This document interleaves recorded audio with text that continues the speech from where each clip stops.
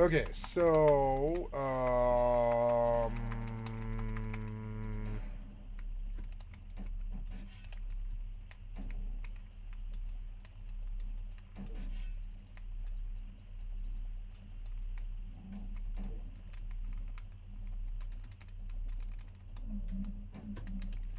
okay. Oh no, I want the food, but I want to drop the silver. What do I need to buy? I need to. Oh no, I need leather. I need leather. Oh yeah, the horse and the food. Oh, I've fallen out because of the ladder, or the leather, I mean. Yep, I've fallen out because of the leather. So, let's take less leather. Wait, I'm being attacked. Why? Oops.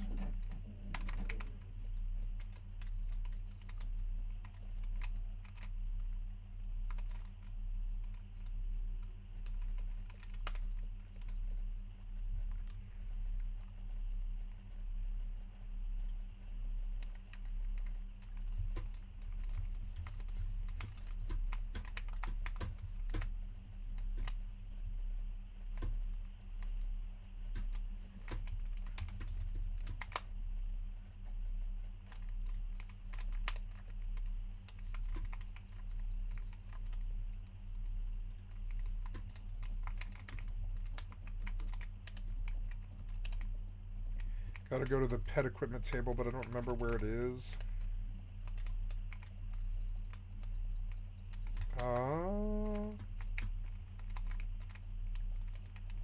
Oh, yeah. This might be actually kind of tricky. Crafting will be in here.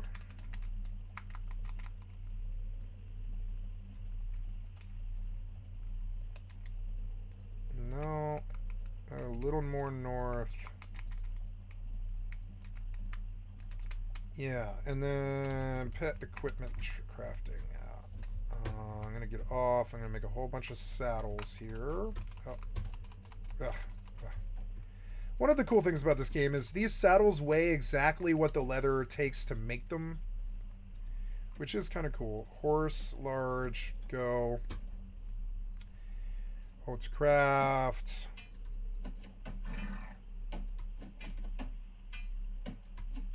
You're going to put one on the horse.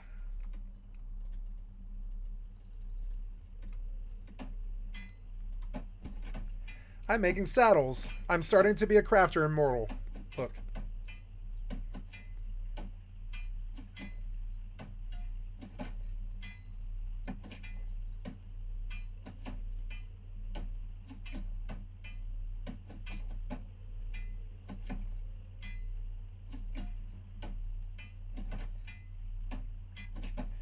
Oh no, the leather. Oh no, no. I'm sorry. It makes something heavier, I guess. But yeah.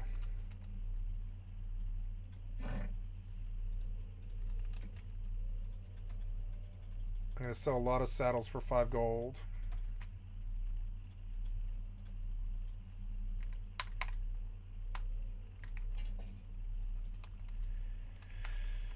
Ice weather.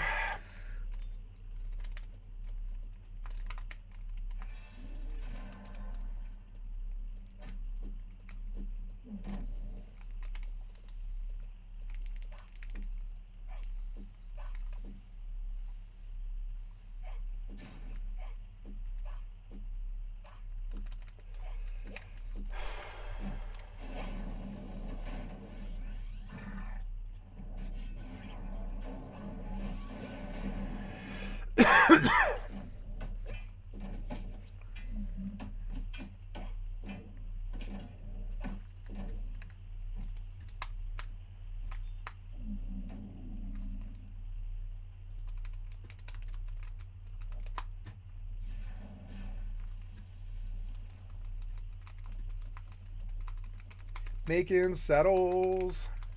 Making saddles. I love dual boxing mortal. It's actually quite fun.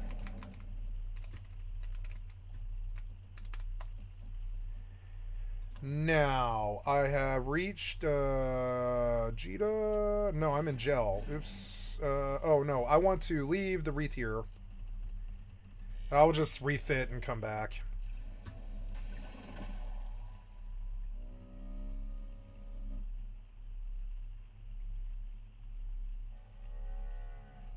I will board my Corvette because it's faster.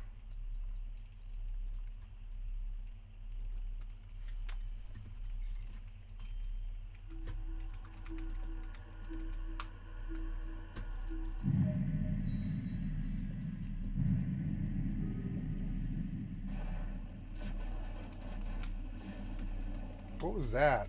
Oh, wizard.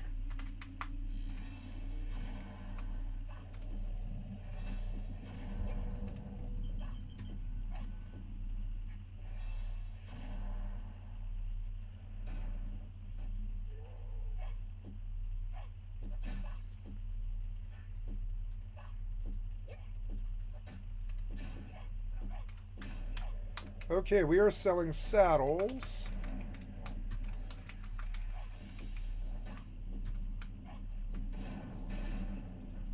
For 5 gold. Oh no, I'll need money for this. Oops. Oh, I don't have any money, huh? I'll have to get like steak now. Which means losing some of the wood we chopped, but that's alright. It's all good. I have to buy cuprum anyways. I should look at the prices of cuprum and just buy some now. Oh, yeah, I fell, huh? Oops. Okay, prices of white wood. White wood. White wood, sort by cost, highest first. White wood for 33. Oh no, I'm looking for gray wood. Oops, right. Gray wood. Yeah, 30. Okay.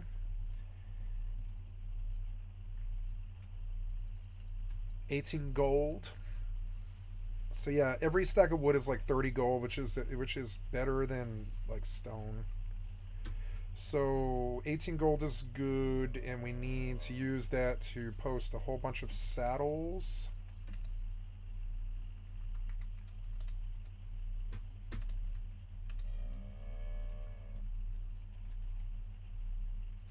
$5 gold. Sell. Cannot sell this item. Okay, well then.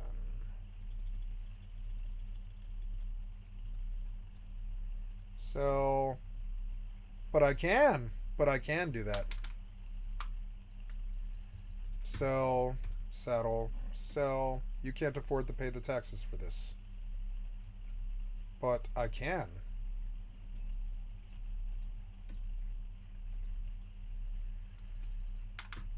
Oh my god, what am I going to do with all this?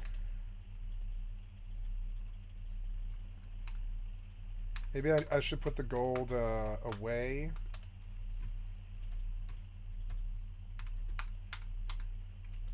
And then try and pull it out again, maybe? I don't know.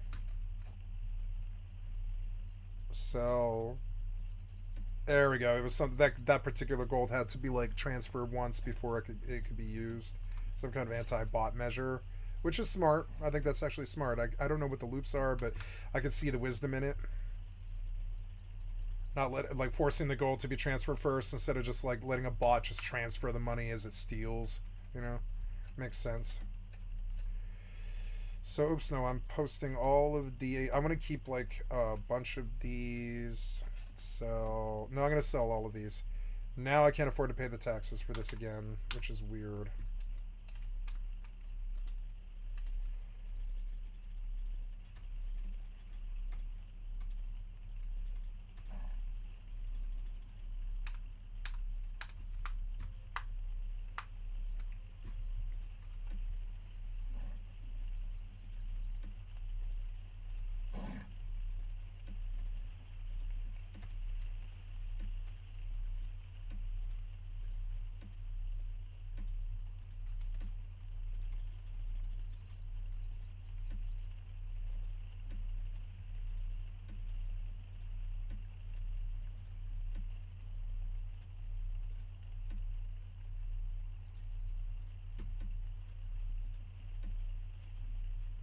I'm going to keep an extra saddle for the next time we die.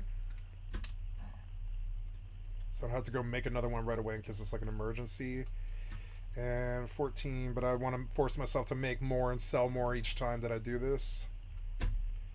So,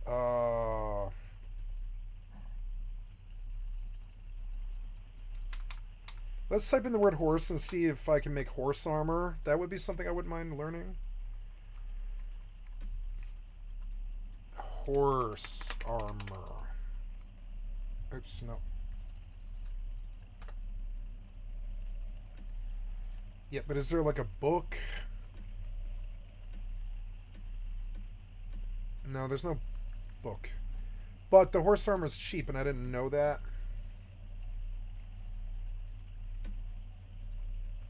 $50 silver.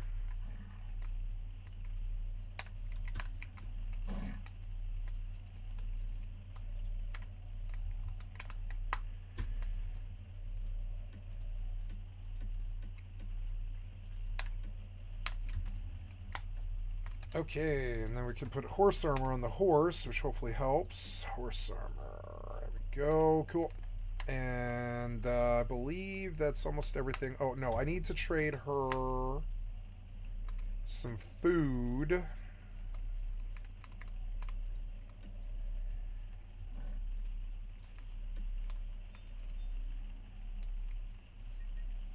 Autopilot engaged.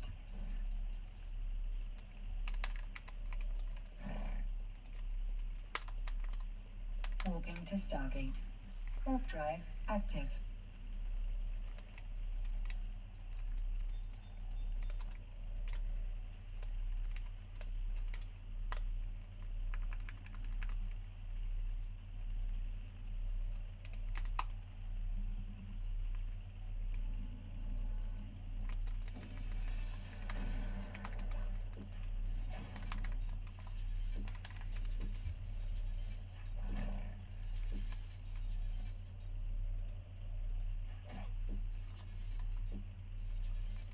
Okay, everybody's eaten. The horse is happy. Everybody has tools. Let's go chop some wood, or some stone, I mean. Oops, step horse. Approaching Stargate. That's not mine. Oops.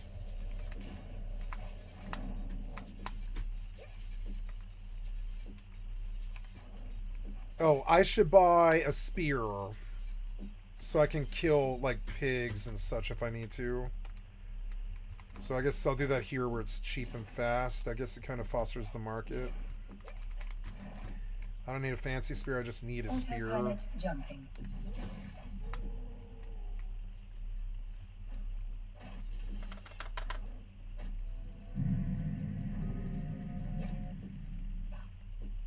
Warping to Stargate. Warp drive active.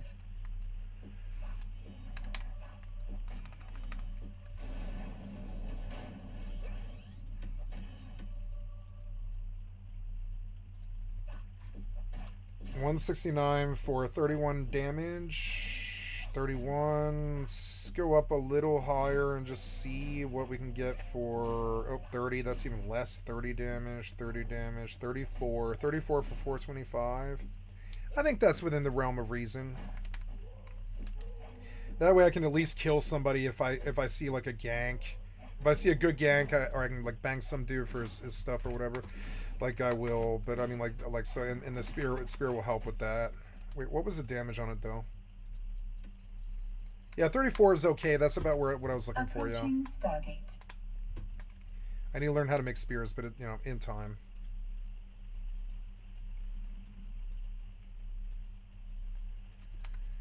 Okay, we are good. We're gonna go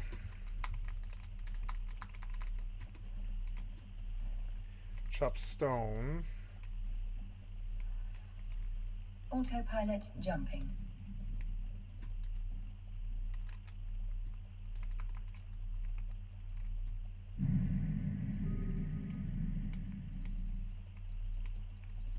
Warping to Stargate. Warp drive active.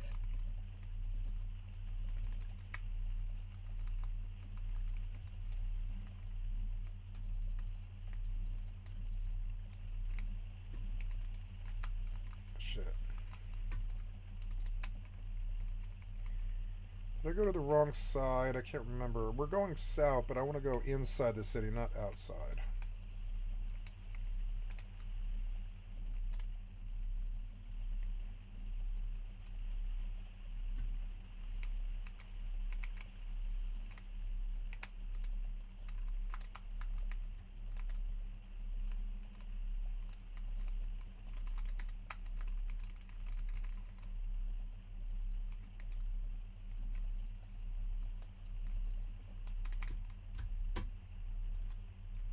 Approaching Stargate.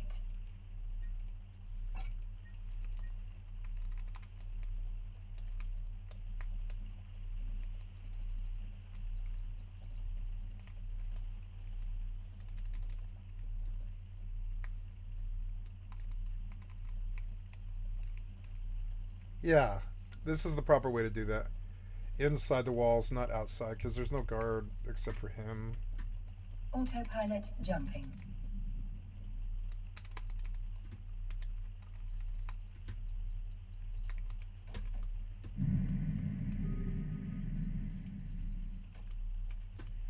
Guess Warping we'll to start Stargate. over here. Warp drive active.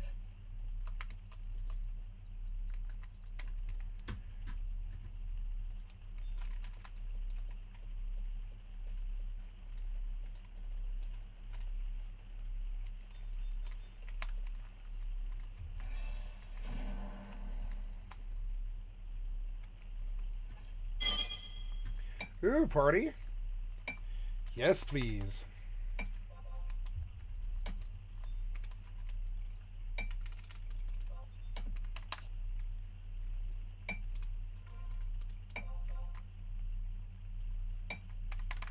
Yay, Babiki.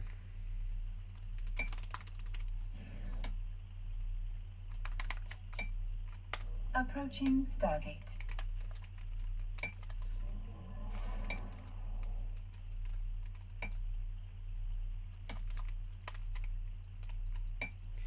Ooh, I'm gonna get my XP up where I can die, and I might get a merit point, which is good. Oh, it's Sunday. It's Sunday, so ooh, 38,000 for something. What was that for? Oh, Dark Cluster. Nice. Oh, look, it's a lot of money. Oh, good. Yeah, lots of money. Lots of money. Okay, change subs to Ninja. Active.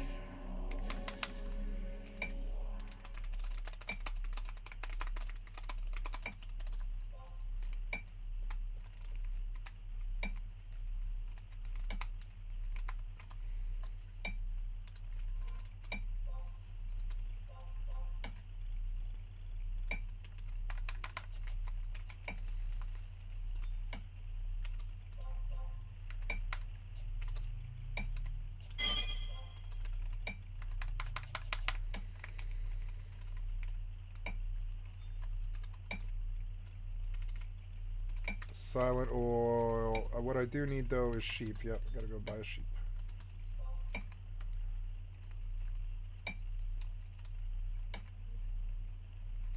Oops, I never did bring the other one over. Ah, it's so annoying how you're inside the horse all the time.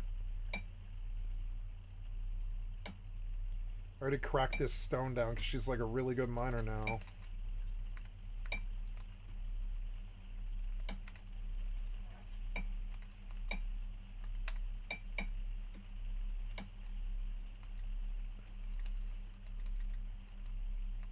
I'm gonna have to log like right here, but it's fine. Autopilot jumping.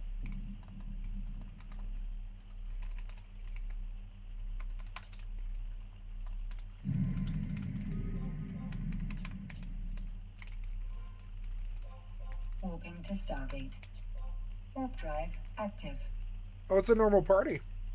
Nice.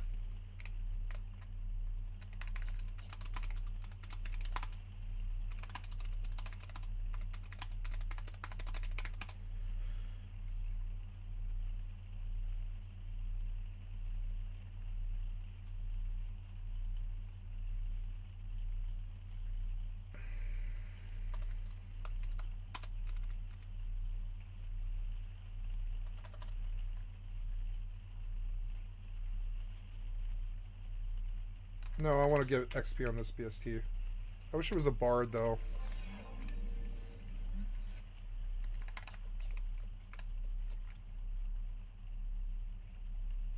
Approaching Stargate.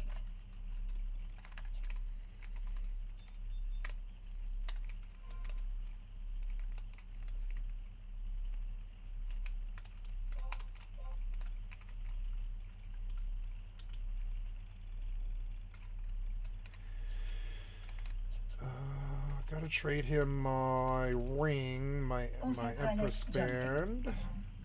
And we got a reset today. Very good. I'm going to get some XP. Top of the week. It's going to be a nice BST XP party. Signet. Warping to Stargate. Instant warp. Active.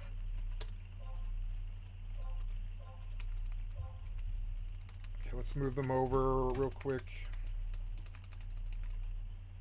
I guess I'll just, yeah, hit like right here. Maybe I should do them separate because that'll take longer, I think.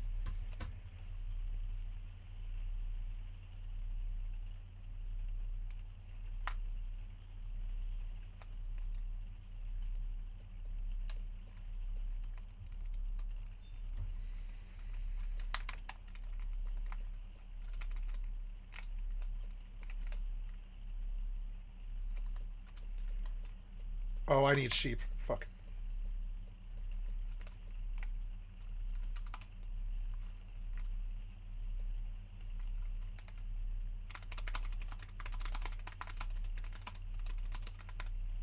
Approaching Stargate.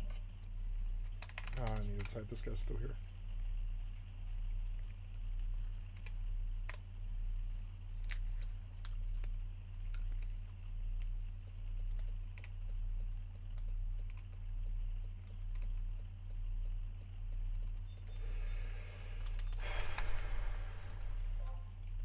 Autopilot jumping.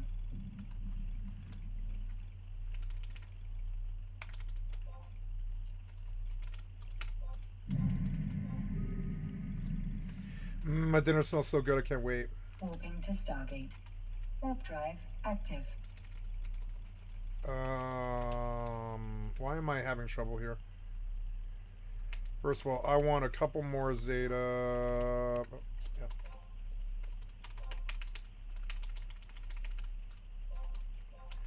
And the sheep.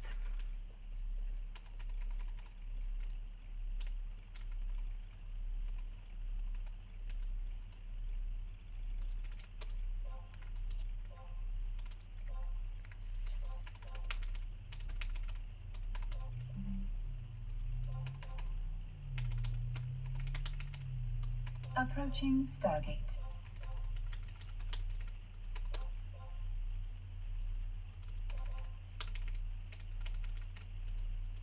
No, that's 4 stacks. That's good.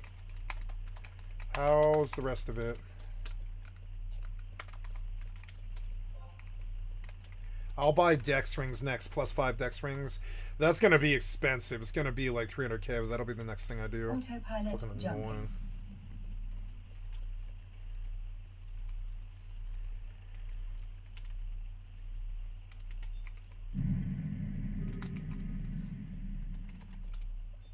Warping to Stargate. Warp drive active.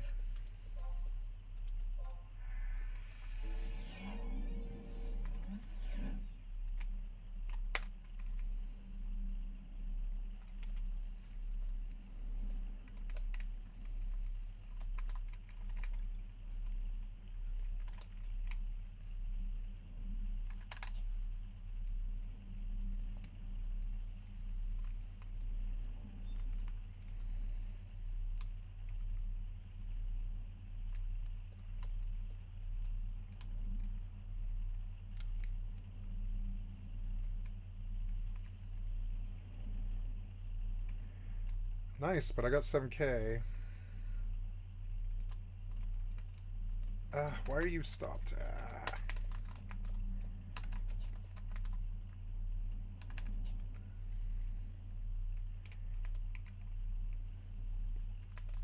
Approaching Stargate.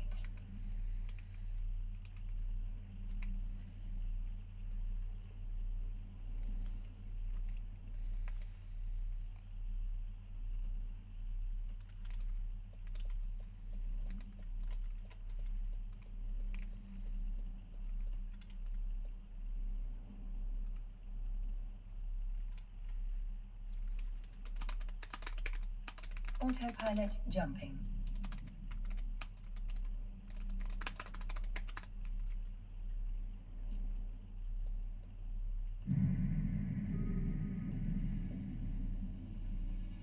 Warping to Stargate. Warp drive active.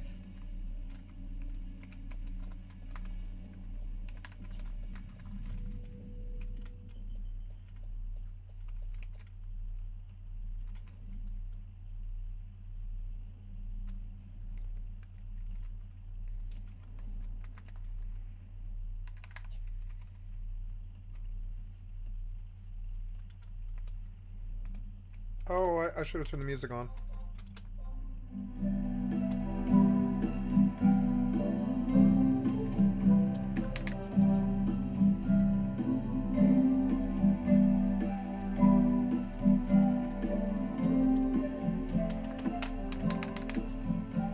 Approaching Stargate.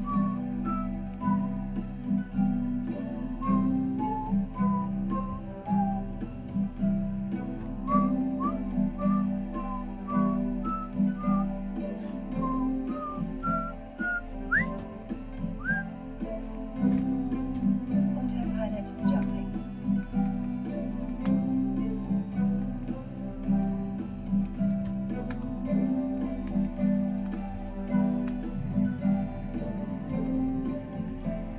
Warping to Stargate.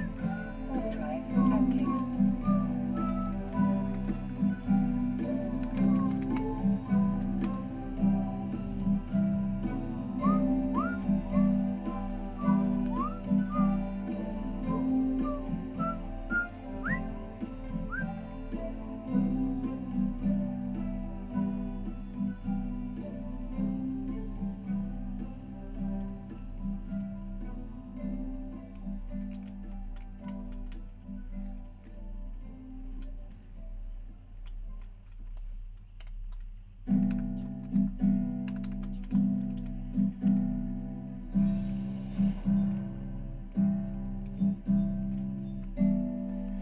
This guy's a Sam BST. Huh.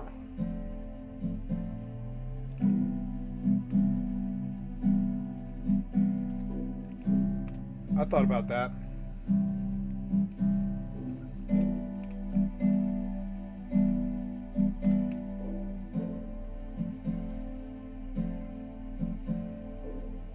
Autopilot jumping.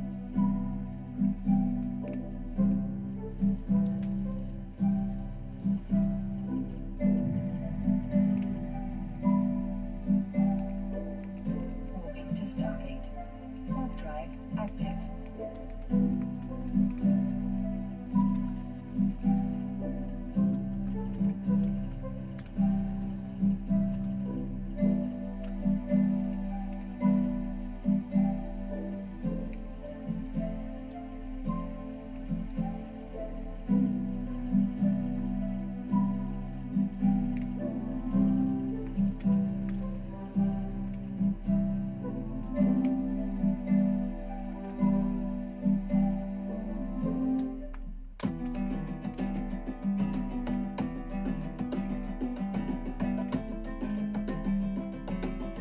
Approaching Stargate.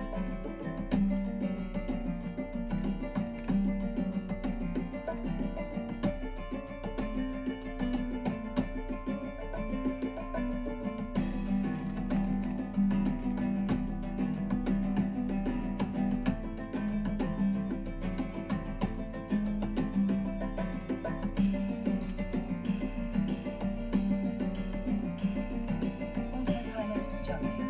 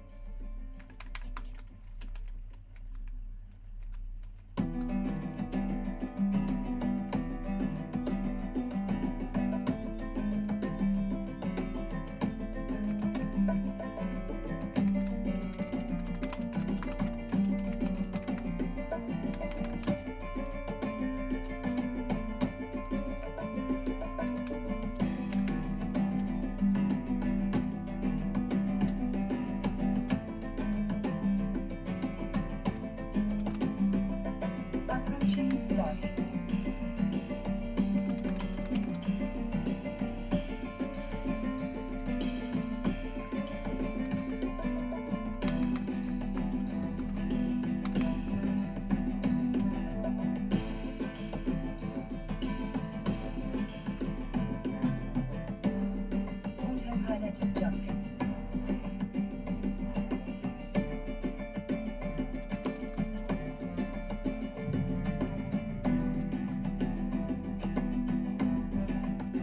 Moving to Stargate. Warp drive active.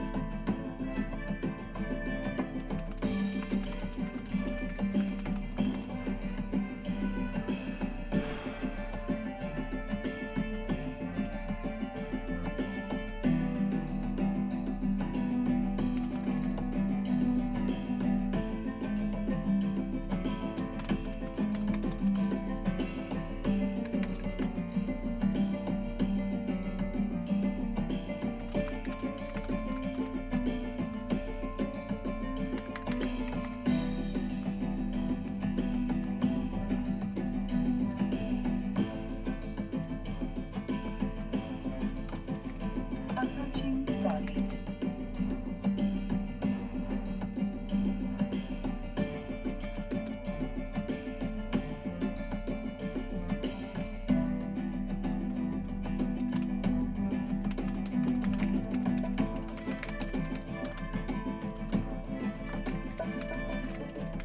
Autopilot jumping.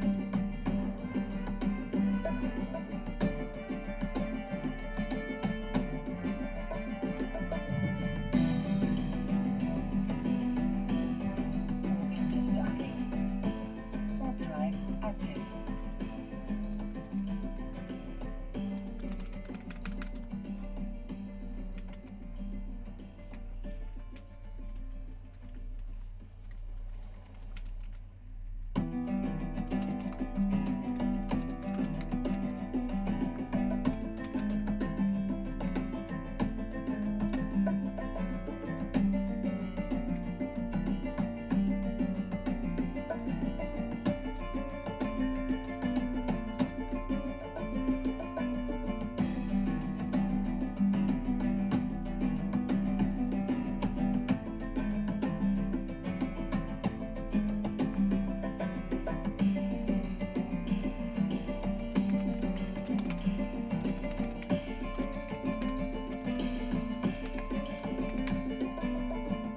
Approaching Stargate.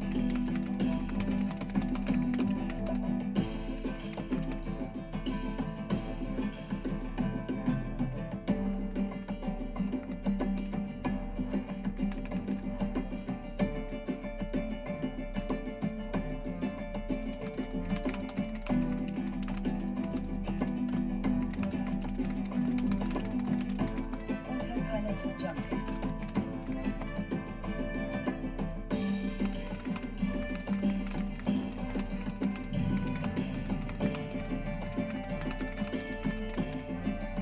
Moving to Stargate. Warp drive active.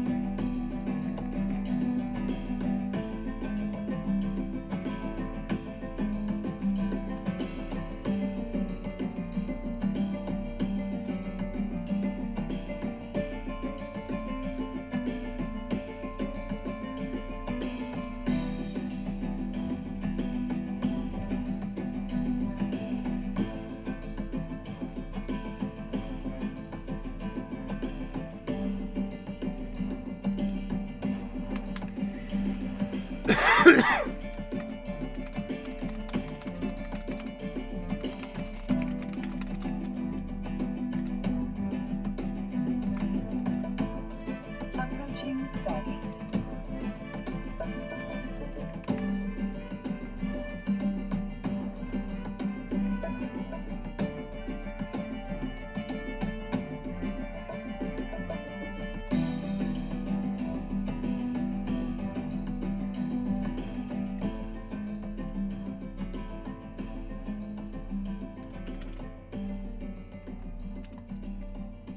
Autopilot jumping.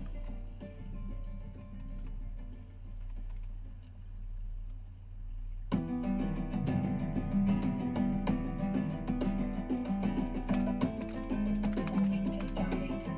Warp drive active.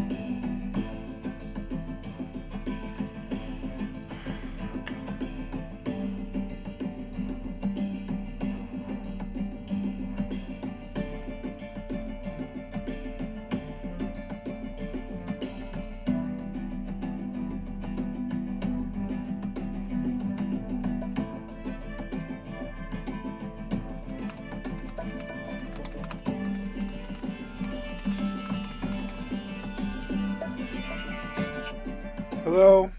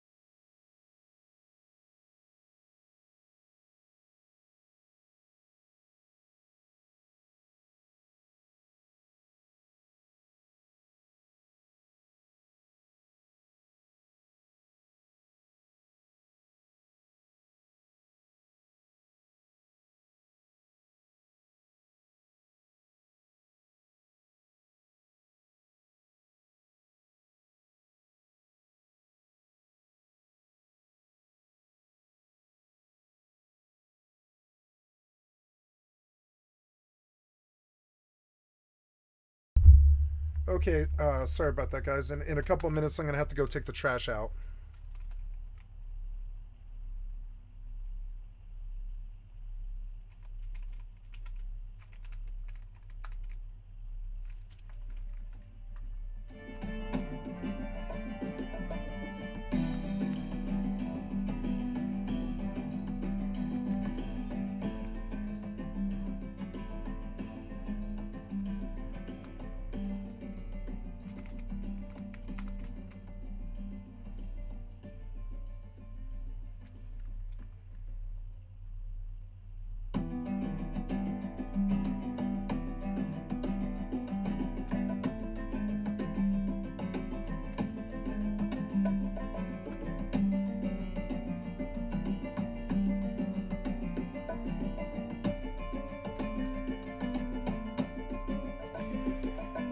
This was fucking terrible.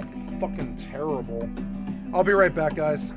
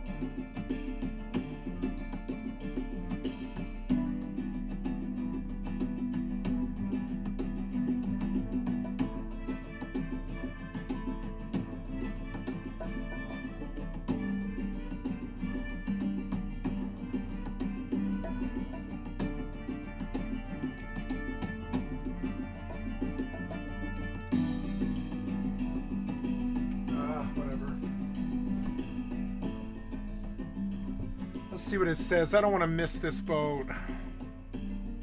9 minutes. All right, be right back.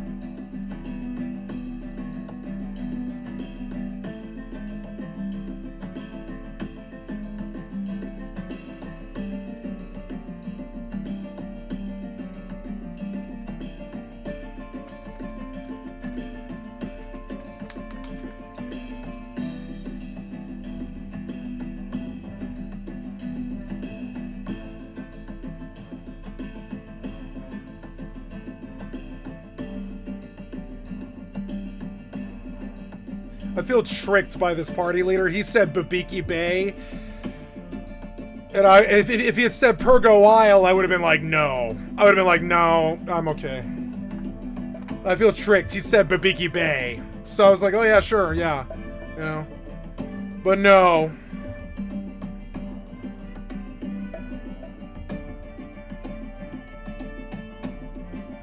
Fucking Pergo Isle. So I had to sit here and wait for fucking 35 minutes. And I don't know why I'm in this party anyways. They should have had a fucking bard. I don't belong in this party. The whole thing stinks of going against the system and desperation, and bad things are happening because of it. I've never been to the fucking camp before. Maybe all the other people camp at this camp before, like, as well.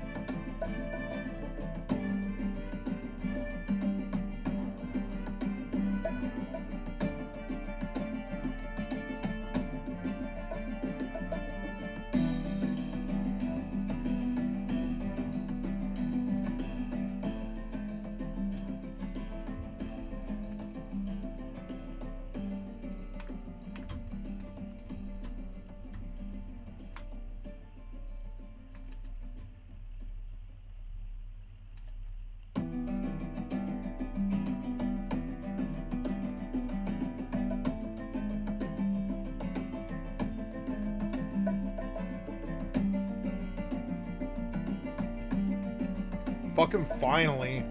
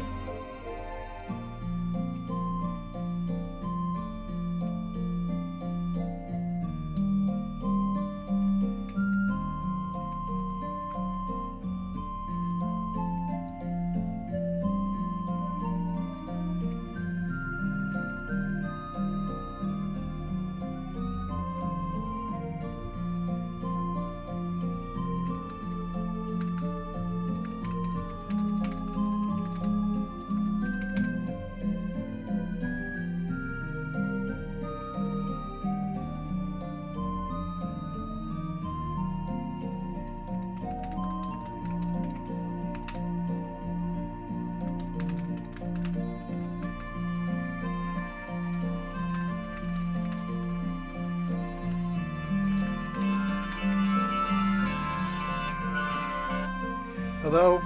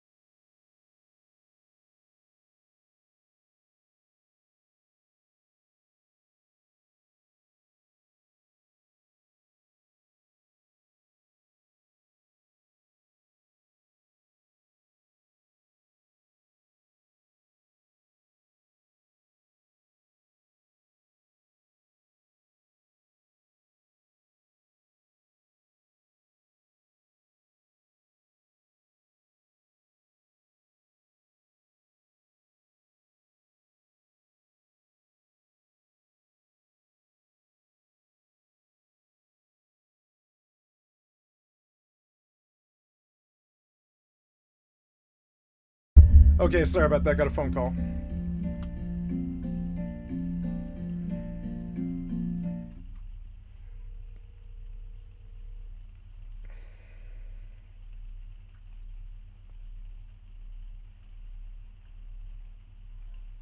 Hello? Hey, I'm calling. Tomorrow I was gonna come pick up these packages tomorrow, and I wondered if you would like to have a drink in the afternoon at like 4 something.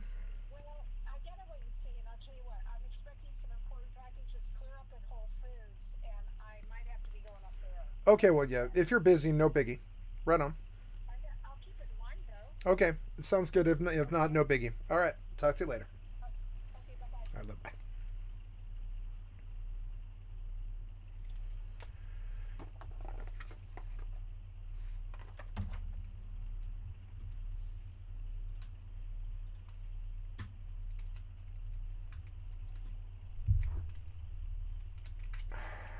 I feel like we're going in circles, which is so weird.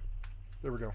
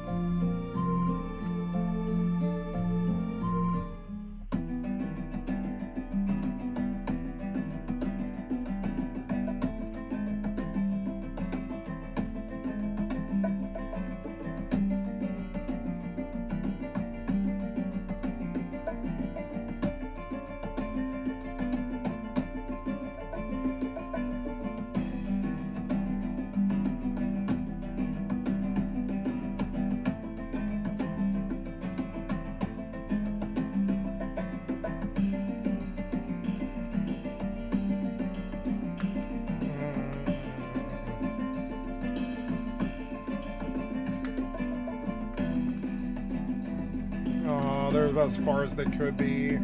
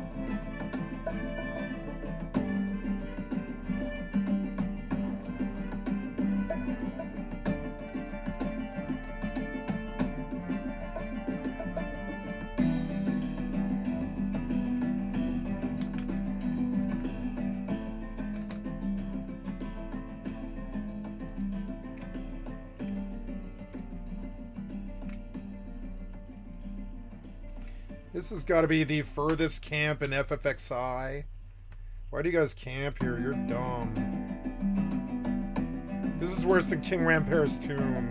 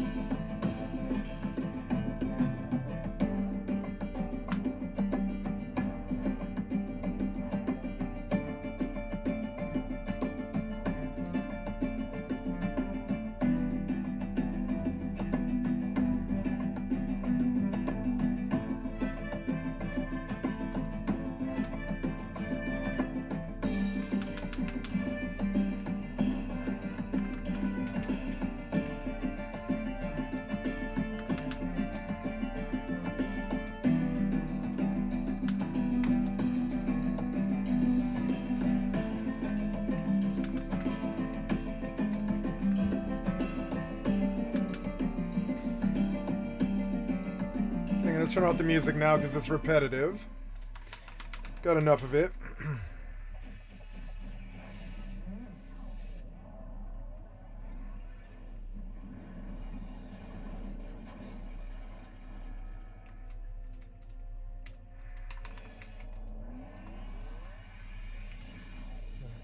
I was like, why am I lagging so bad? There we go.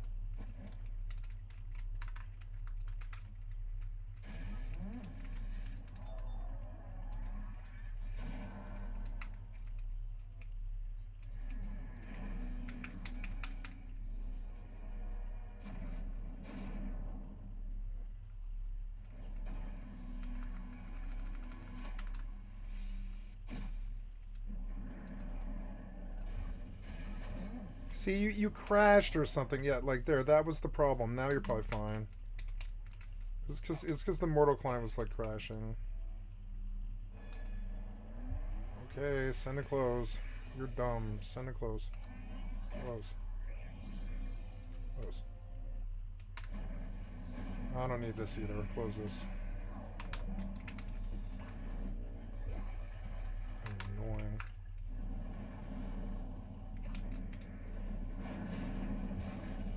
I don't know why, but it's like fucking...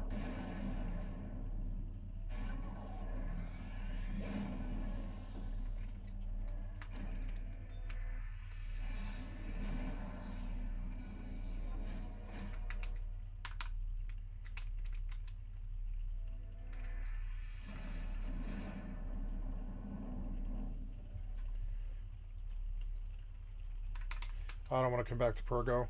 Look at this fucking frame rate. It's fucking terrible. Something about this zone.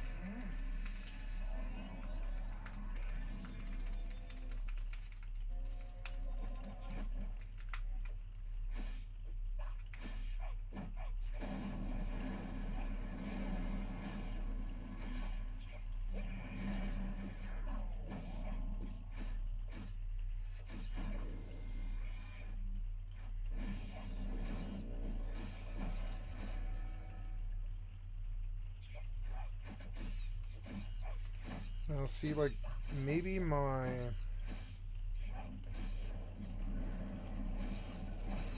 lossless, like, screwed up or something. Or maybe it's that. That might be... moves to... Oops.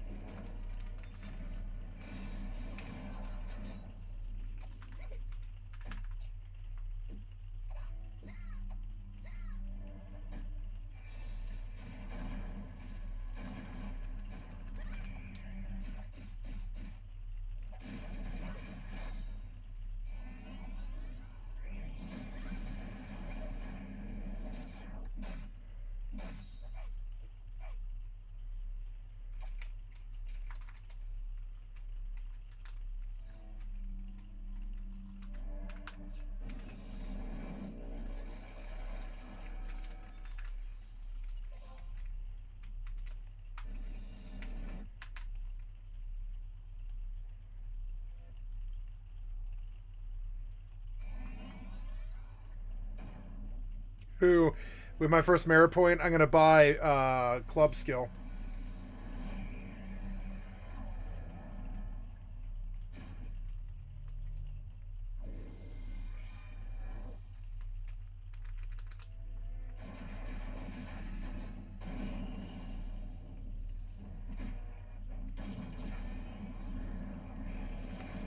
You go too early all the time. Or no, I don't know. What's that? Detonation, whatever. I'm close to it.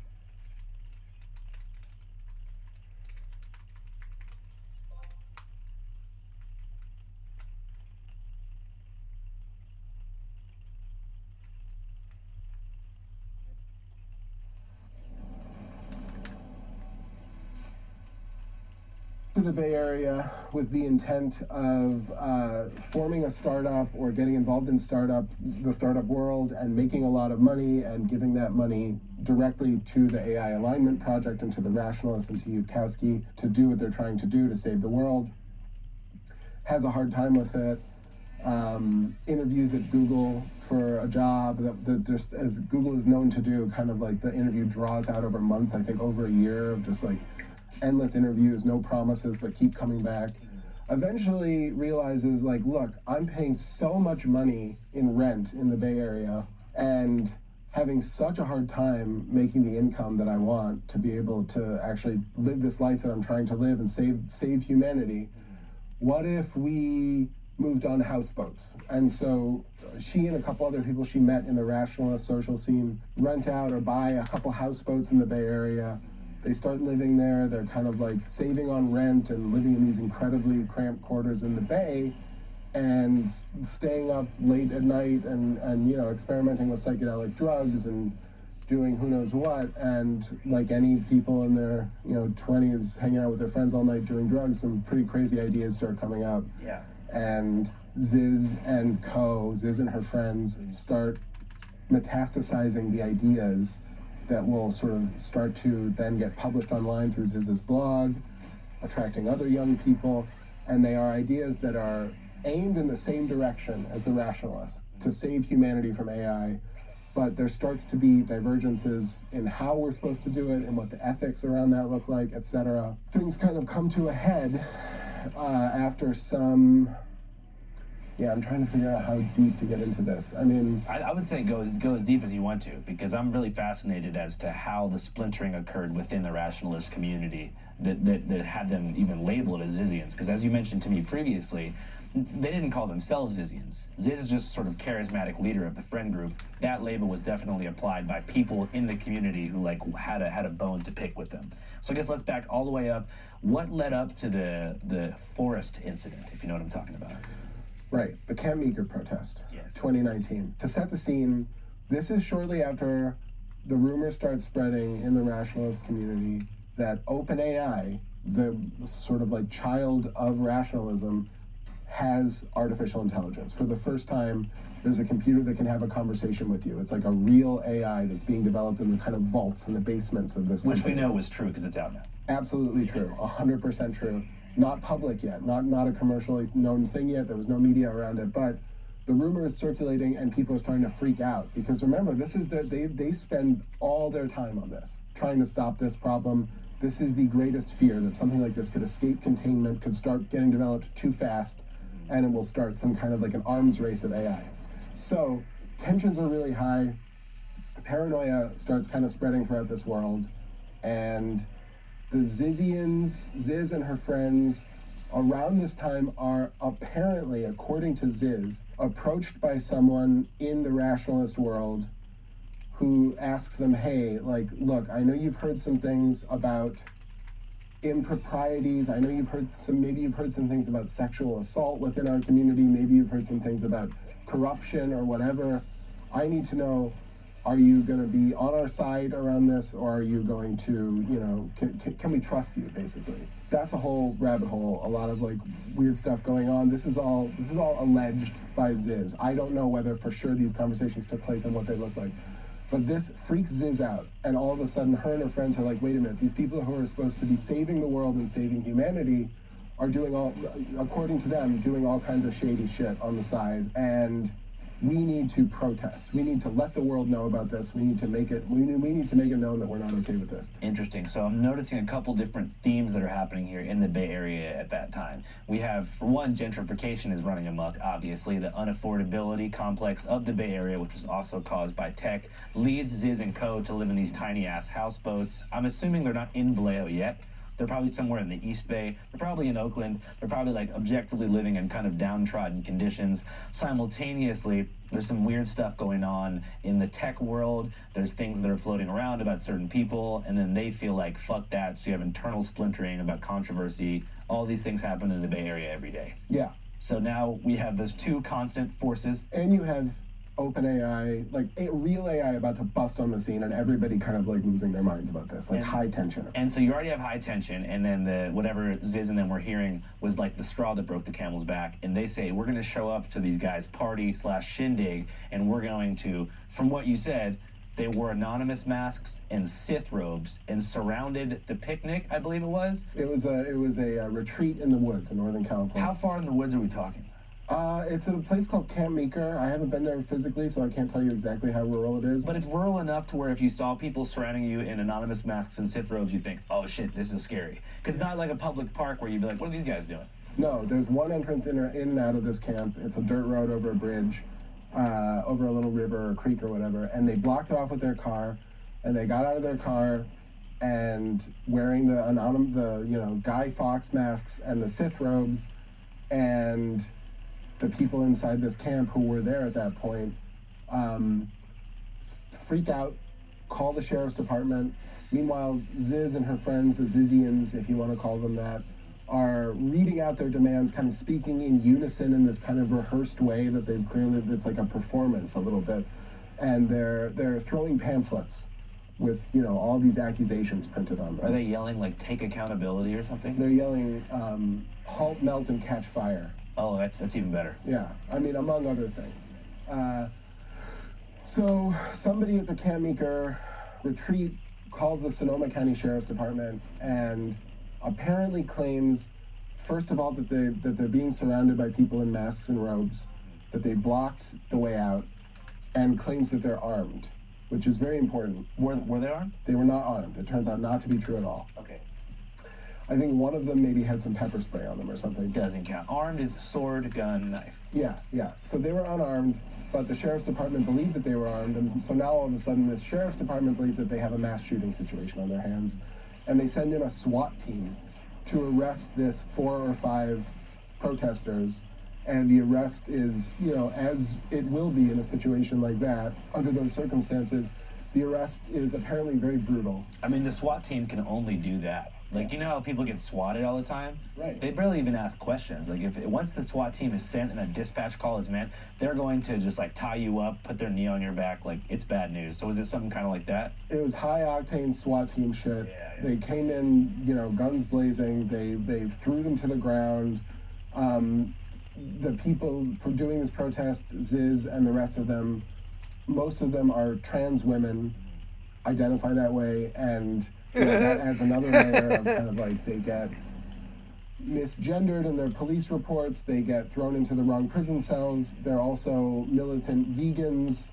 Oh, geez. So they're given the wrong kind of food, and they're, according to them, sexually harassed and physically assaulted during this time. Yeah, I mean, correctional officers in rural California counties would not be the most gender understanding. I can't speak to exactly what happened. There are still legal proceedings underway about this, but yes, according to Ziz and their friends, and I think that it is quite a viable thing to say, they were mistreated pretty terribly by these officers. For sure. So they're charged with child endangerment, reckless child endangerment, because there were kids. There was like a whole other group at Camp Meeker at the time who was there for a whole different little retreat, like, doing like ropes courses in the woods or whatever. Just kid stuff. Students, or camp, whatever.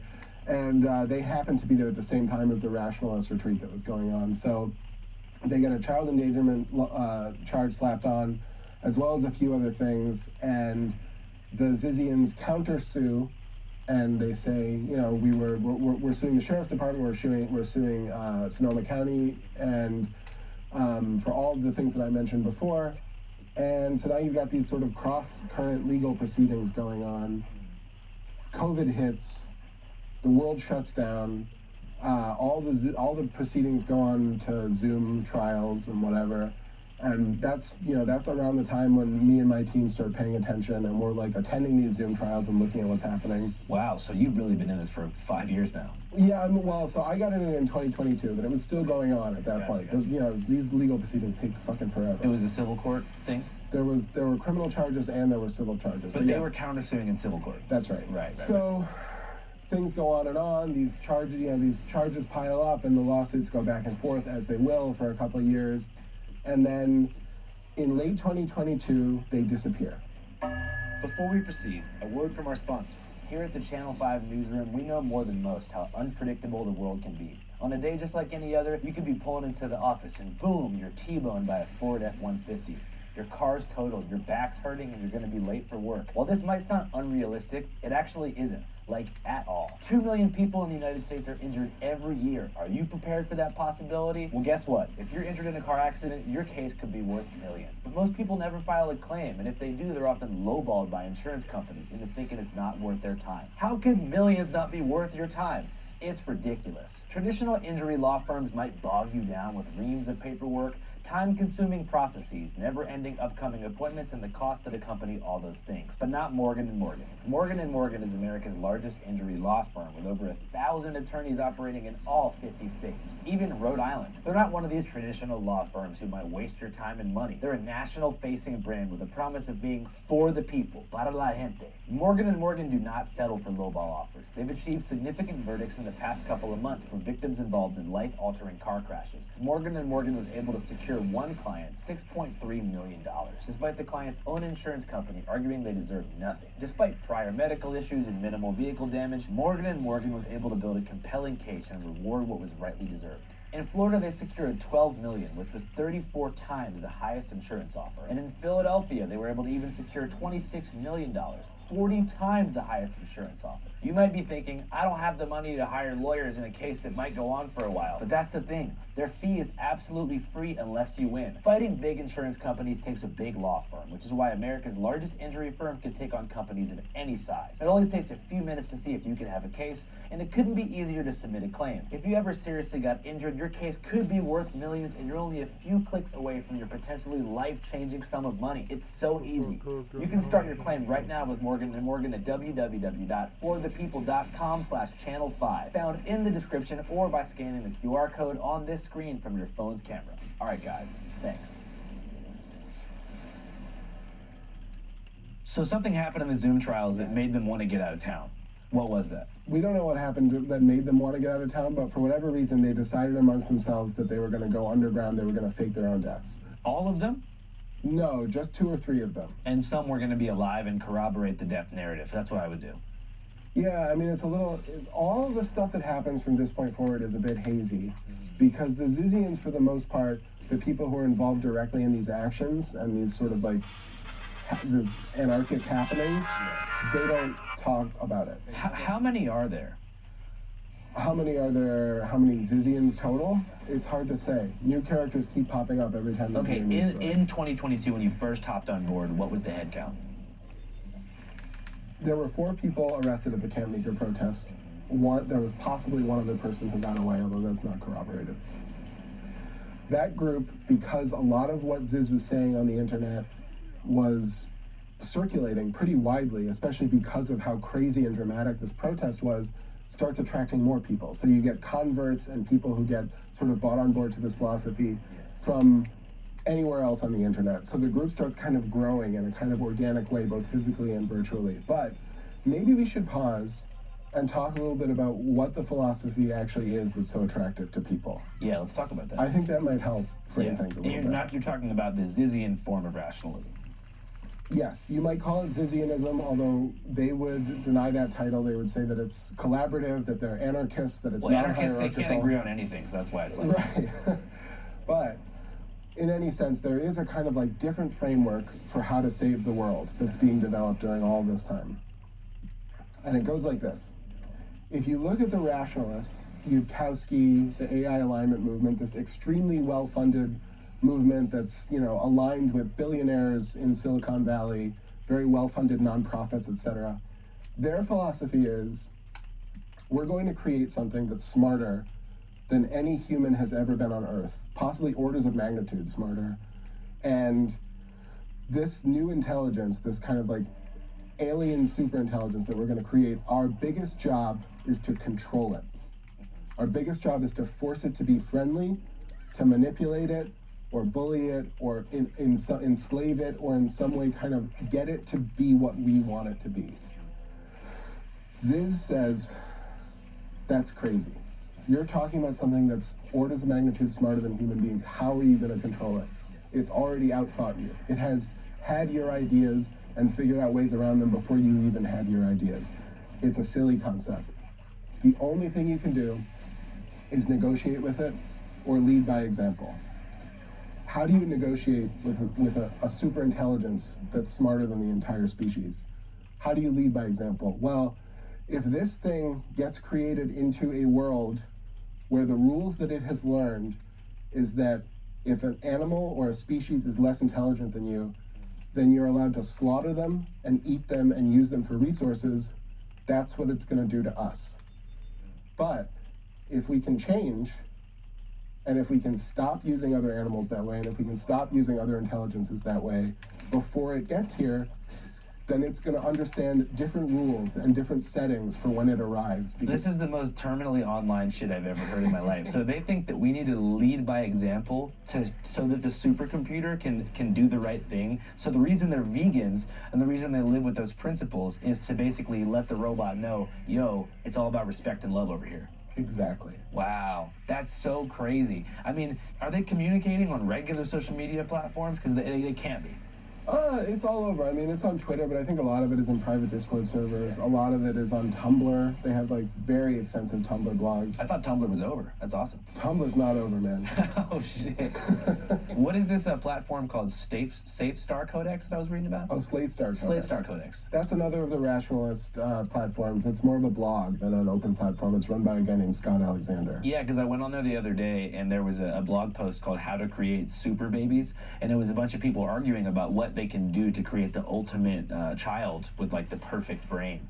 And they were just debating on like, you know, things to do during pregnancy, but it was a very mathematical conversation. It wasn't like, oh, wouldn't it be so cute if our baby was like, you know, because Tiger Woods' parents had him play golf and he became, you know, great at golf. It was like, no, we are going to eat this exact diet and consume these vitamins while the baby's in the womb. When he's born, he's not, you know, he's gonna, yeah. Yeah, I mean, you're talking about a classic transhumanist conversation right now. Like, how do we use technology and existing knowledge to kind of like improve human beings to the sort of like optimal way that we can? It's the kind of backbone of the entire rationalist world. Interesting. So going back to 2022, so they disappear, and this is after you'd already kind of been monitoring the story. Yeah. So I'm sure you as a journalist, you're like, oh shit, what's going on right now? Absolutely. We were at the Zoom trial where Ziz's lawyer was like, Your Honor, my client is dead, I think, but no body has been found, and my other client also is dead, but also we can't find their body. And then an obituary pops up online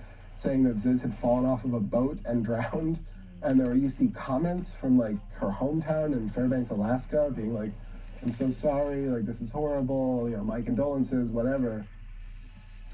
Several months later, all of a sudden, Ziz and company pop up in a trailer park in Vallejo, California, where they've been living in box trucks and kind of like completely living off the grid. Yeah. The trailer park is owned by an older man named Curtis Lind, who they had met during their boating days because he was involved in like the boating and fishing industry in some way. And they pop up and get on everybody's radar because all of a sudden this old man, Curtis Lind, has been stabbed through the chest with a samurai sword and been stabbed several times in the face and throughout his body.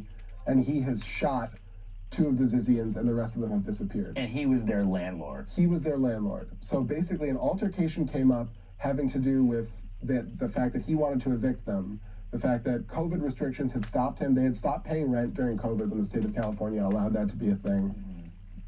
And then as soon as those restrictions lifted, this guy Curtis Lind was like, look, you weird people who are living on my property and walking around nude and talking to yourselves and living in box trucks who haven't been paying rent for the past year and a half, it's time for you to go. Yeah. And they were like, no. No. And he was like, okay. And the tensions just kind of ratcheted up to the point where he bought himself a gun. They armed themselves with knives and a katana blade, and things boiled over at a certain point. And he ends up, wandering around with this sword sticking through his body, bleeding all over the place, having shot to death one of them, a young woman named Emma Borhanian, and shot and injured another one. The police show up. Ziz is there. A couple of the other ones are there. The police question them, and for some reason they're allowed to leave, and they just walk off and disappear again. And What? the 2 Zizians who were Just shot walk and off and didn't disappear die again. are then arrested and charged for the murder of the one who the landlord shot and who did die. Oh Under my the pretense that God. like you guys triggered Curtis Lind by stabbing him with a samurai sword, and so So I'm going to pause and I'm going to watch this. I can't believe where this went. This was actually such a good story. I had no idea. I almost want to start it over, kind of. There was so much prelude in all this, but I do want to kind of pop it back. I mean, we're only 48 minutes into the whole hour and a half, and he doesn't start talking until about 12 minutes in.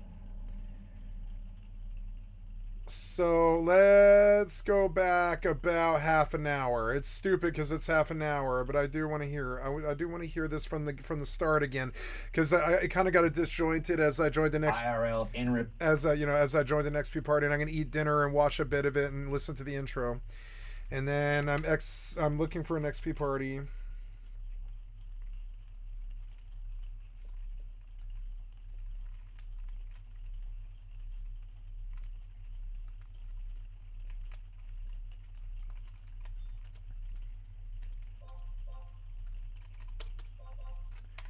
Okay, so I am going to go get some dinner. I'll be right back. It smells so good.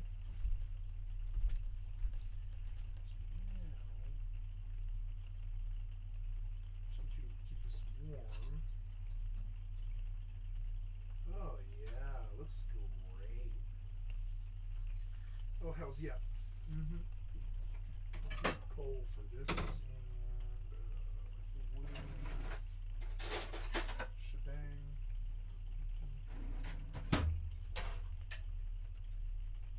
Yeah, oh yeah. Get some sausage here. Oh yeah.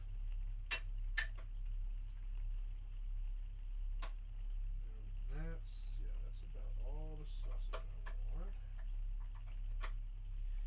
Take 2 potatoes. Yeah. And the juice out of it. Yeah.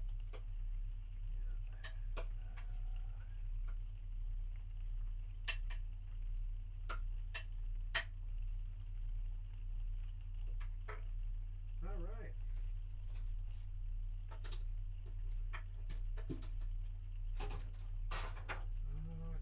I think I'll just stop. I think I'll stop this thing now.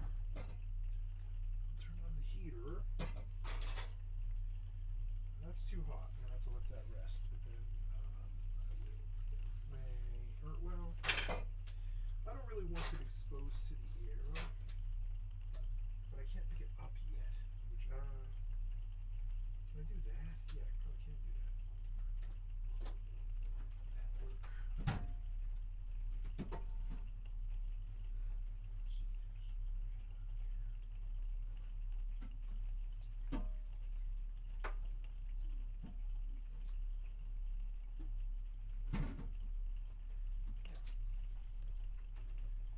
And we'll just let it sit.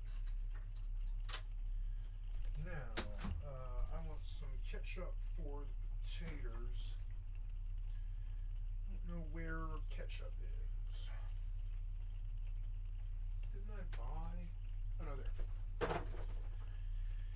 And I'll do some ketchup on the potatoes. Yep. And some mustard on the.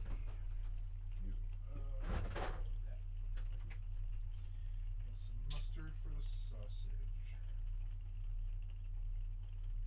Oh yeah. And there. Need my fork, but I don't know where it is.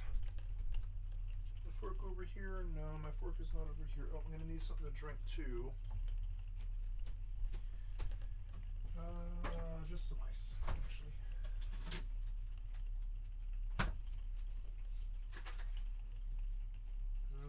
Well, those are ready. Let's see. Okay.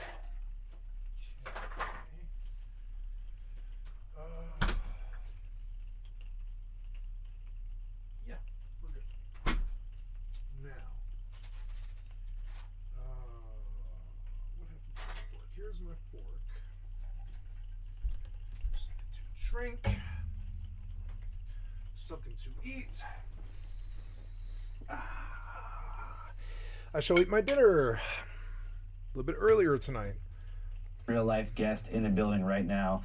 Jacob, tell us what's going on, man. You know, the world is a crazy place, and it has a lot of Crazy really people. interesting rabbit holes in it. That's what's going on. And you're in a very unique position that I've been in a couple times, where you're doing a story for like 2 years. You got the scoop. You're deep in the subcultural niches of American life, and all of a sudden, that story breaks a #1 headline, and you got all this footage, and it's kind of bittersweet because you're like, okay, this is tight. More people are going to care about it now, but all of a sudden, I'm not the guy who knows about this really, really niche thing. Yeah, it has its ups and downs for sure. Yeah, so for the past 2.5 years, me and my producers have been working on a documentary project about the AI alignment and rationalist world, which includes this smaller kind of like splinter group from them called the Zizians.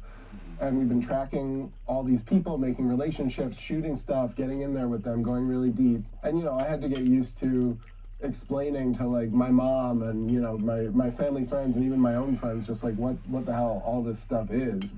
And then all of a sudden, at the beginning of this year, about a month and a half ago, there's like a bunch of very high profile murders, and all of a sudden everybody knows what this is. And now they're coming up to me and they're being like, dude, have you heard of the Zizians? And it's just, yeah, it's like a whole, the script is flipped. And how does that make you feel? Are you like more stoked or bummed, or are you somewhere in between? It's a little stressful because it's hard to make a, you know, it's hard to make a film. It's hard to be the ones to kind of like forge this territory, and then all of a sudden you're competing with a ton of other kind of like slick industry level, you know, Hollywood production companies who are all trying to do the exact same thing that I've been working on forever, and they don't understand the deeper story. So Wait, so as soon as the news story broke, some of the Hollywood fat cats were like, I've got an idea, and it's actually your idea. yeah, all the fat cats. That's unbelievable.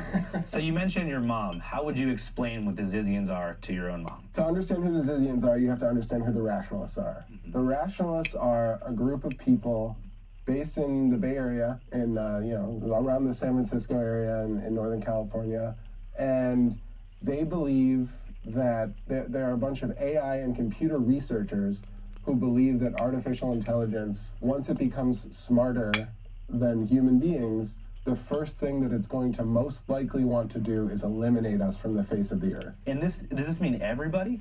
Everybody. So rationalists believe that there's going to be a total robot takeover. Not even the robot operators will remain. Yeah, I mean, once a computer is smarter than a human, what does it need an operator for? That's their argument. You know, it's sort of like, think of the way that we treat other species, think of the way that we treat the land, you know, the way that we treat the planet, even the way that we've treated each other in the past.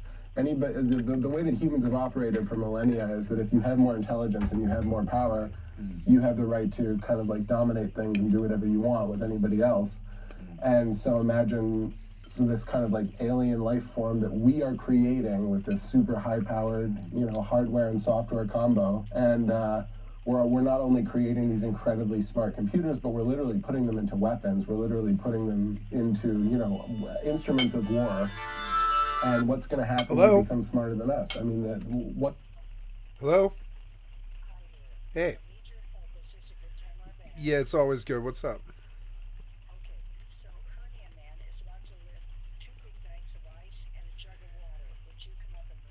Yes, absolutely. I'll be right there, okay? All right, bye. I'm sorry, guys. I've got to step away. There's something heavy that I need to lift that my elderly parents can't handle, and I'll be right back. I'm so sorry. For that, or did they? Oops, so I've got to pause it, unfortunately, but I'll be right back.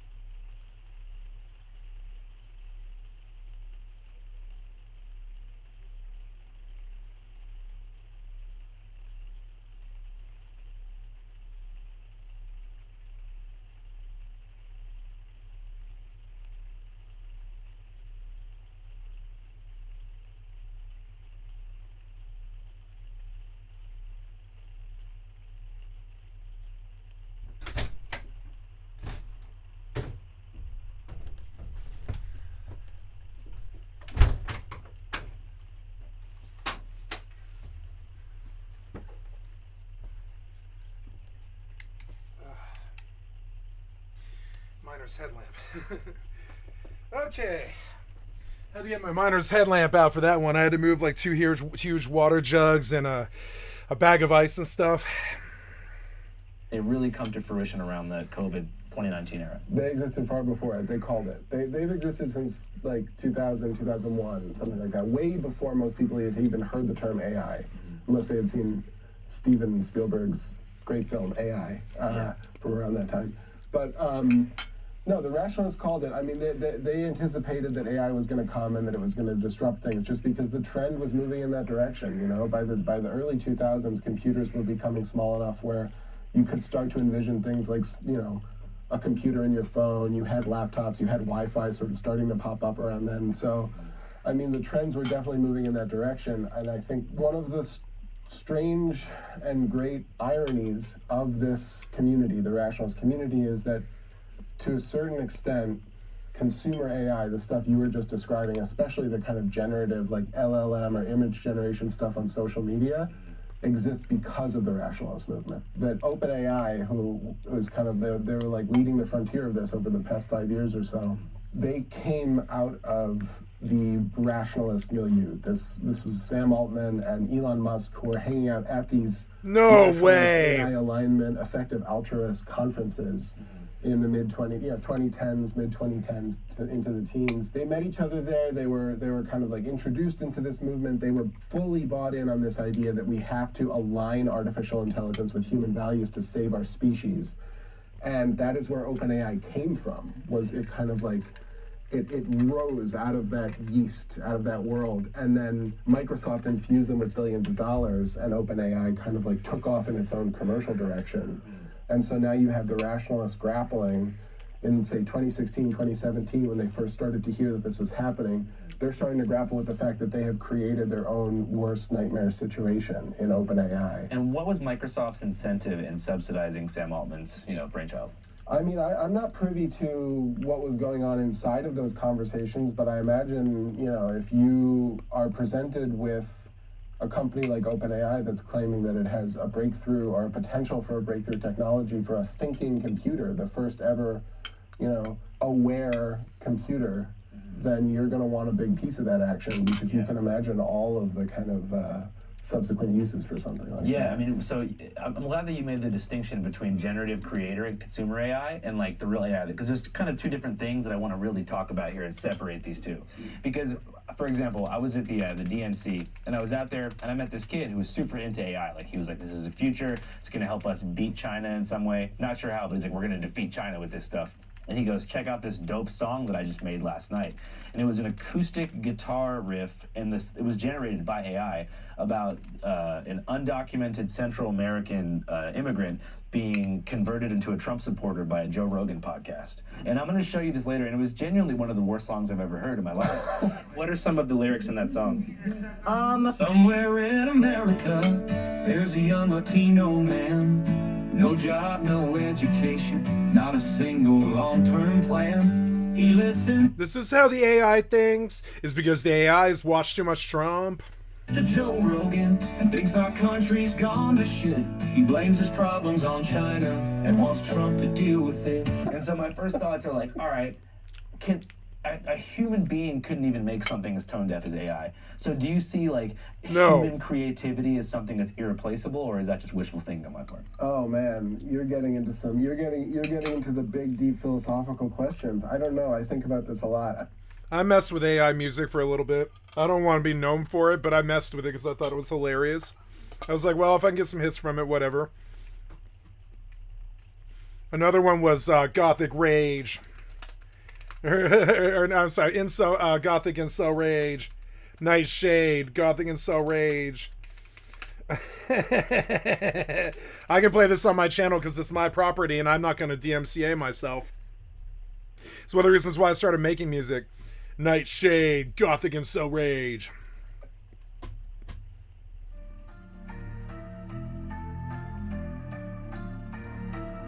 Yeah! Yeah! Yeah, Skycatlive, bitch! It's going live! Trapped in the basement, shadows on the wall.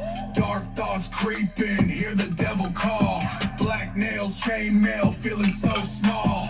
Mind like a cave, living in a brawl. Gothic and soul rage, fire in the chest. Far right anger, never giving rest. Feeling isolated like a phantom guest.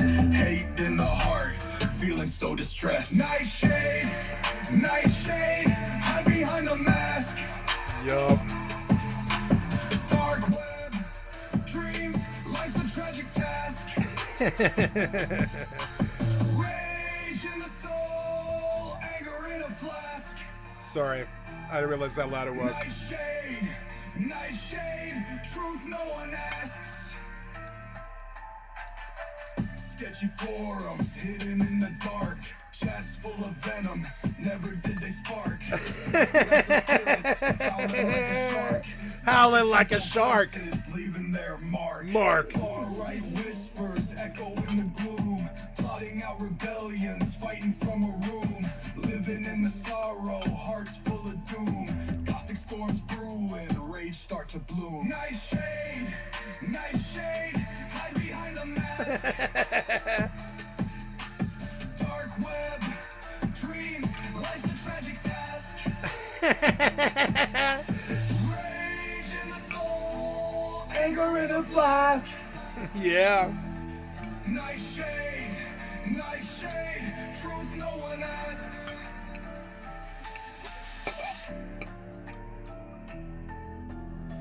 I didn't make this video for the music. I made this video to do my reaction.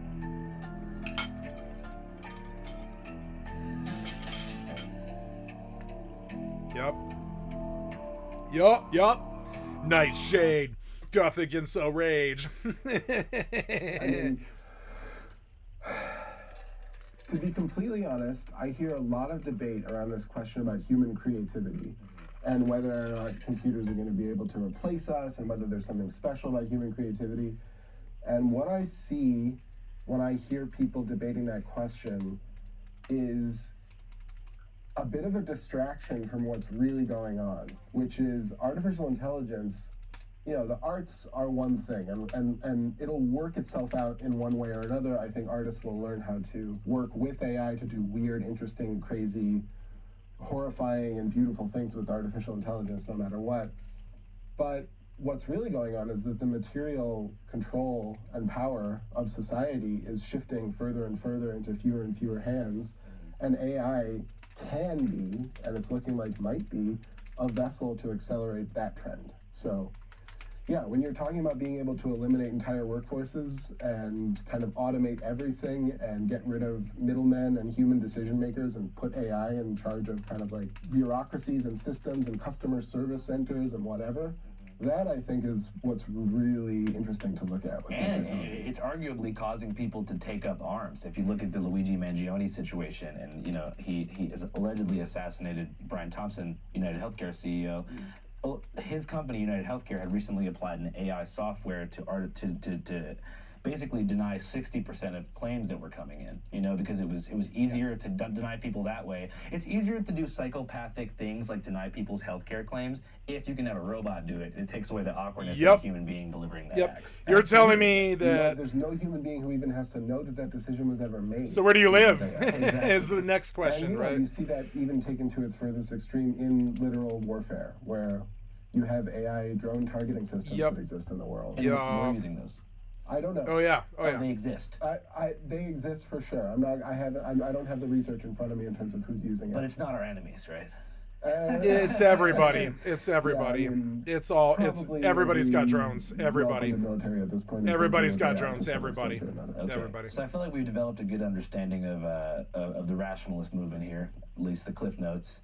Now let's get into the Zizians, because I know they were an offshoot of the rationalist movement that had some sort of internal splintering on the subcultural fault lines of this movement. So how would you explain how Ziz and how the Zizians came to be? Yeah, so the rationalists...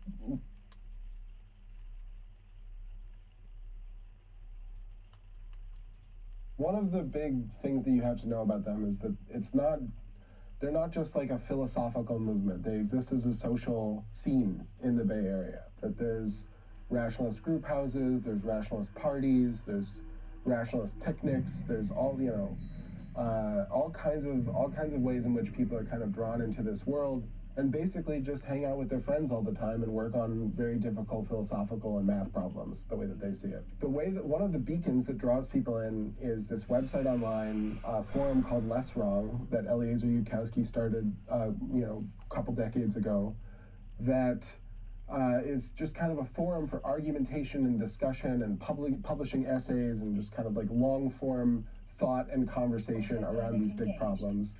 And it draws a lot of people in on the internet. And so you have especially a lot of young people who are drawn into this. And another thing that draws people in is that Eliezer Yudkowsky, the guy who started this movement, or is kind of the godfather of it, wrote and published the most... He writes Harry Potter fan fiction? This fucking moron. ...popular fan fiction in the history of... When he said fan fiction, I was like, fan fiction? This guy, this cult leader writes fan fiction.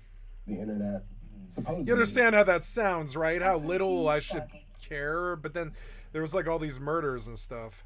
Called Harry Potter and the Methods of Rationality. Oh my god. Longer than any of J.K. Rowling's Harry Potter books. I myself have dipped my toes in, but never been able... Like 1,000 pages, because Deathly Hallows is pretty long. It's insanely long, and it takes all of the kind of canon of Harry Potter and all the characters and uses them as vessels to talk about ways to improve your own rationality, ways to become smarter and to become more rational actors in the world, and to get rid of bias, because that's a huge part of this community. One of the kind of like underlying principles is that we all have these biases that just hold us back. So yep.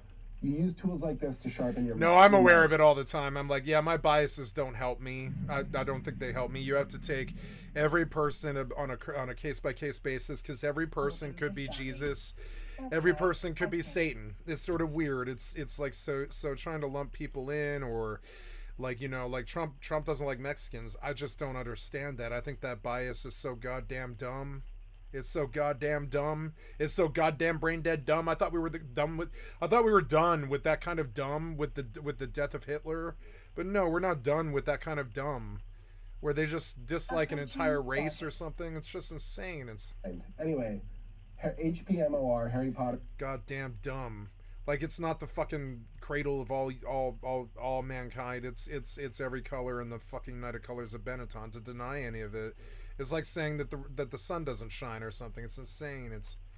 And the Methods of Rationality draws in a lot of young it's irrational. People. It's irrational. Your bias is irrational most of the time on the internet. And one of them who gets drawn into this world is a young woman in Alaska named Ziz, who is a why do they all cross gender? Is it because they're crazy? And I don't mean because they're trans. I don't think trans has anything to do with it. I think it's when they're crazy, they go and they think that they can just escape their gender. Software engineer. And now, sure, maybe this person was born a woman. I don't know. I got nothing against trans people. I'm just saying the truly weird, crazy, like sometimes really crazy ones. I feel like they think that they can like escape their gender, like Ezra Miller, the guy who the Flash guy who like groomed and pedophiled the little 14-year-old Native American girl he stole from his fucking from their parents and shit. He's the guy that the Hollywood likes for all of their Fantastic Beasts films and their and we did a whole thing about him on stream last year or like a couple of years ago.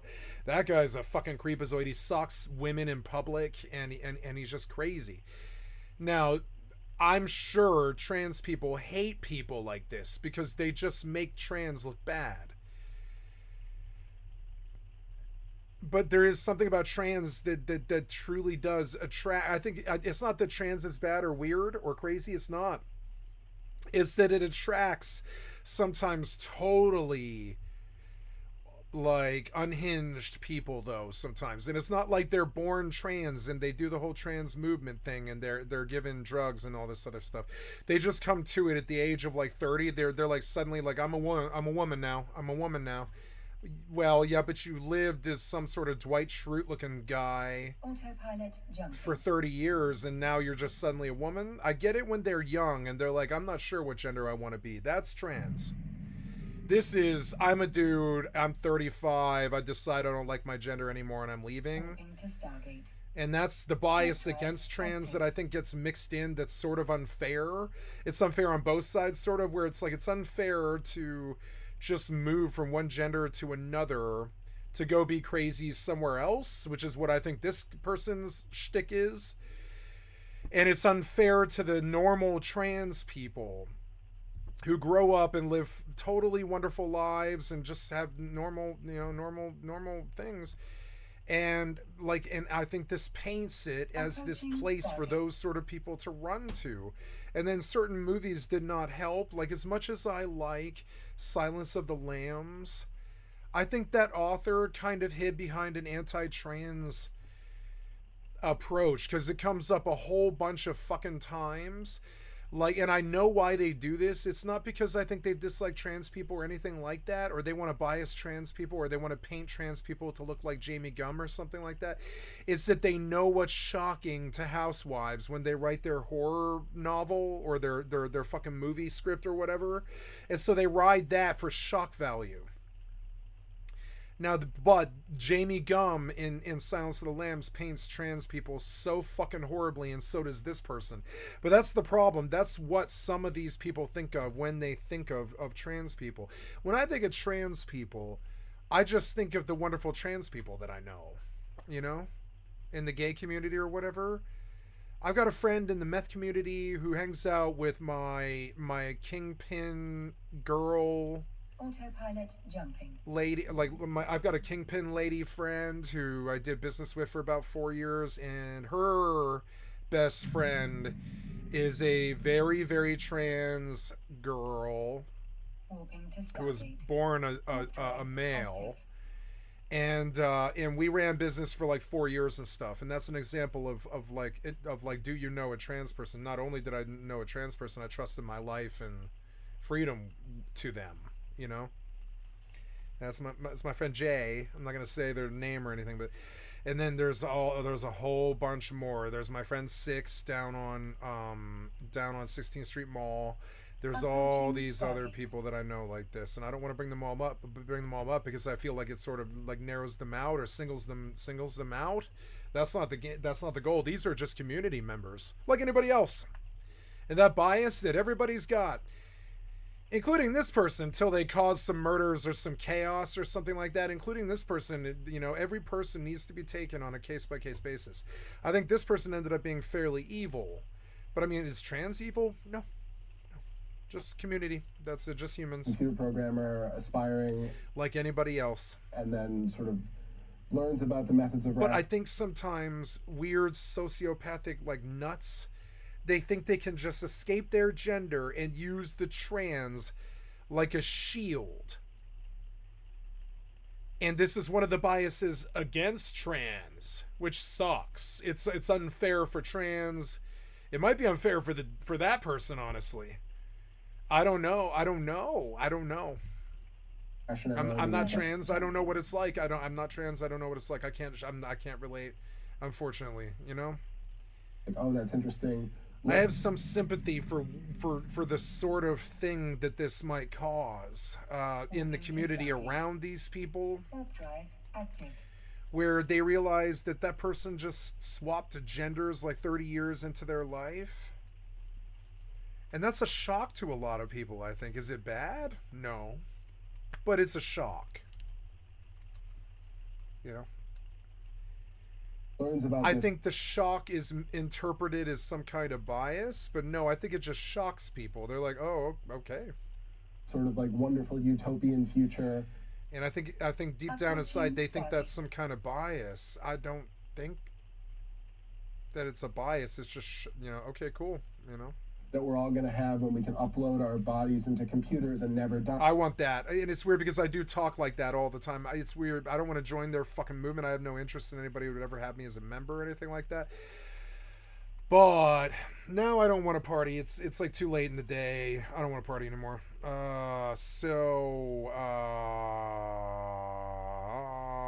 Yeah. And go off into space and populate the planets. Oh, that's wonderful. And then, like, so many other people in this community kind of gets one-shotted with this idea of, like, but computers are going to kill us. And that's like, there's like a 99% chance that our computers are going to kill us once. I don't think the computers can actually kill human beings. They could make some drones go crazy, but then we would just shoot those down. You know, I don't even. Maybe have a rational sort of like pragmatist view of it, but if the machines were to go crazy or whatever your crazy Matrix dumbass premise is, Warping to Stargate. I think we would just fight whatever machines went crazy. And there's, I mean, how many of us? 10 billion of us, and how many machines that could possibly fight us could exist? And I think that's like saying the Horde loses to, you know, a pack of dudes. But no, mankind is like this crazy horde that will just swarm you. It doesn't matter if you're machines or, you know, I don't fear machines any more than I fear scorpions or I mean, I fear scorpions or rattlesnakes, but I mean, like, I don't fear things in the wild because I know that mankind can just swarm it with SWAT and stuff. And this premise also works for machines. If machines were to ever go against mankind, we would just swarm it like a fucking horde. Now, the machine could probably drop a nuclear bomb on all of our cities, but I still don't think that wipes out mankind in any way or form. I think it would take reversing the oxygen of the earth or something like that to kill all of us. There's no way, and I don't think they could do that. I don't think there's a way that they could do that. It's just insane that the balance is actually so hard to upset. It takes, like, we can't do it with machines. Like, I mean, we're getting closer, but we can't even do it with machines.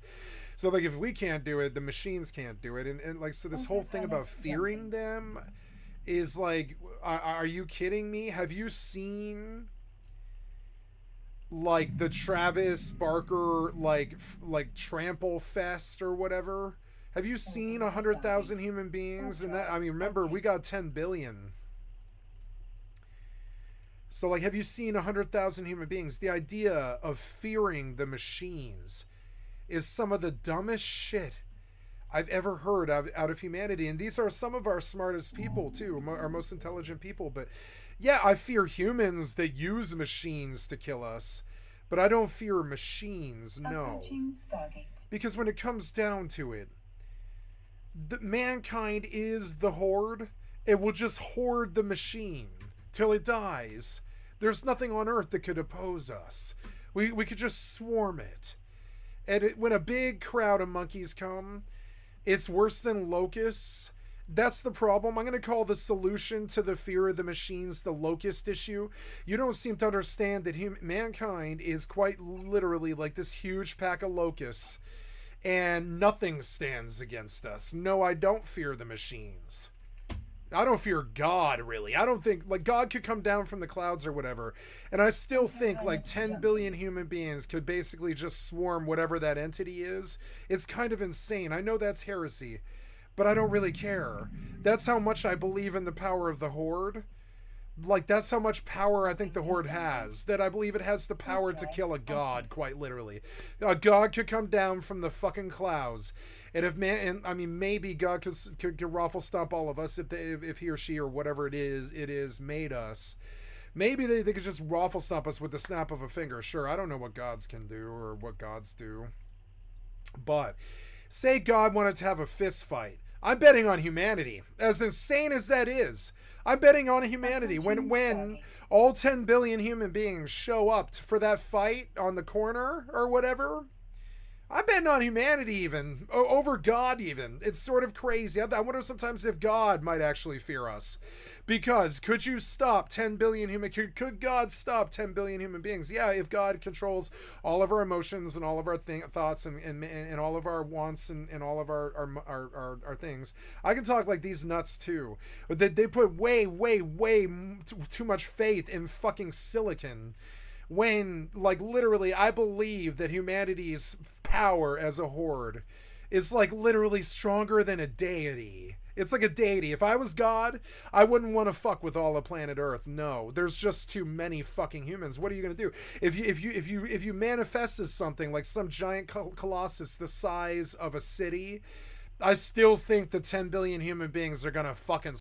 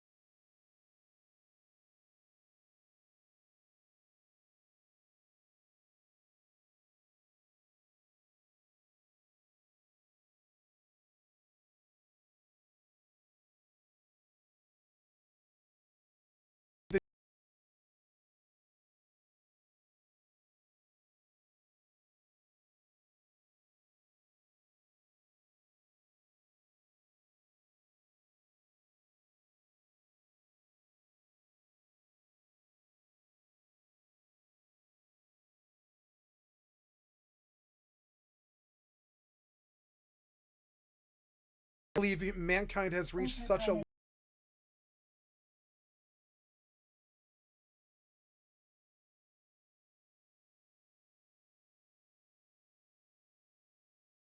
$10 billion